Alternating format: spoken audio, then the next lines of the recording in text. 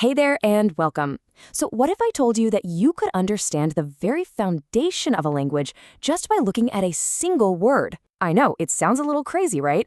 But today we're going to see exactly how that's possible. So let's kick things off with a question for you.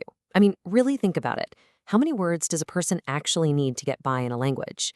Are we talking thousands? Tens of thousands? Well, the real number is probably going to surprise you. The answer? Get this, just 850. Yup.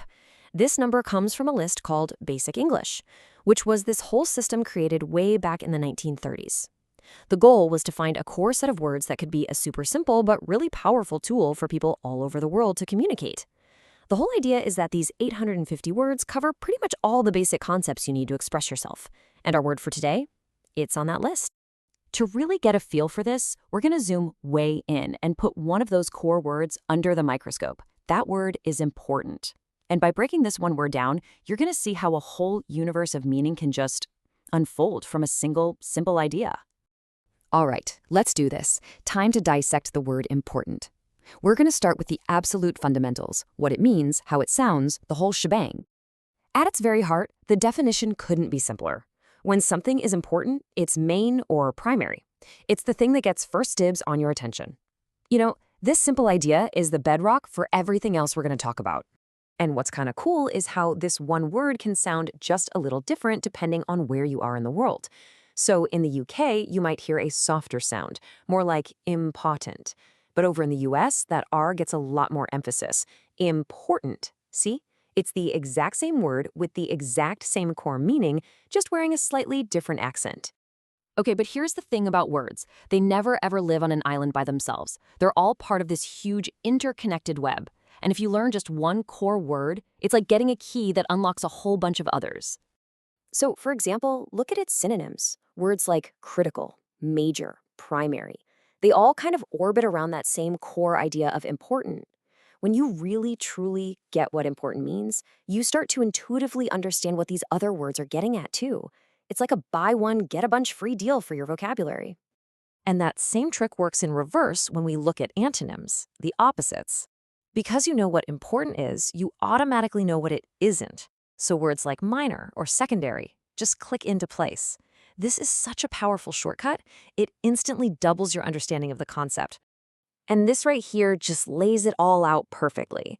Sometimes all it takes is tacking on a tiny two-letter prefix, un, and bam, you've completely flipped the meaning on its head. The logic is just so clean. If important is main or primary, then unimportant is simply not.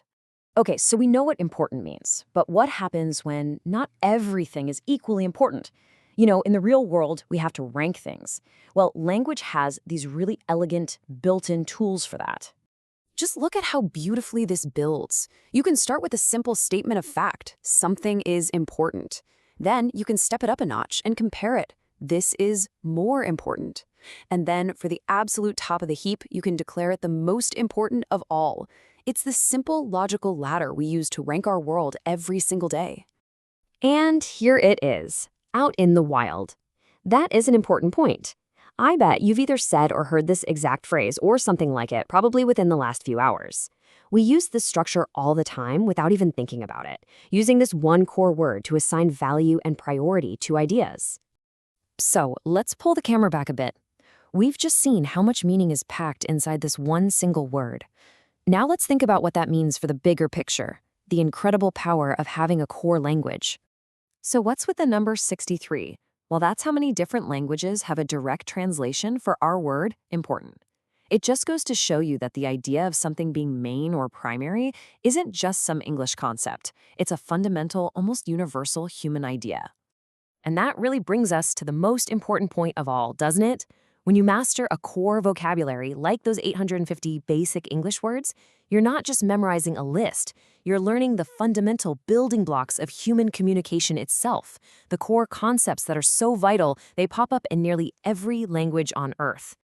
So I'll leave you with this one final thought to chew on. Out of all the thousands of words you use every day, which one holds the most power for you?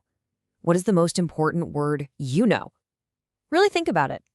Thanks for hanging out with me today.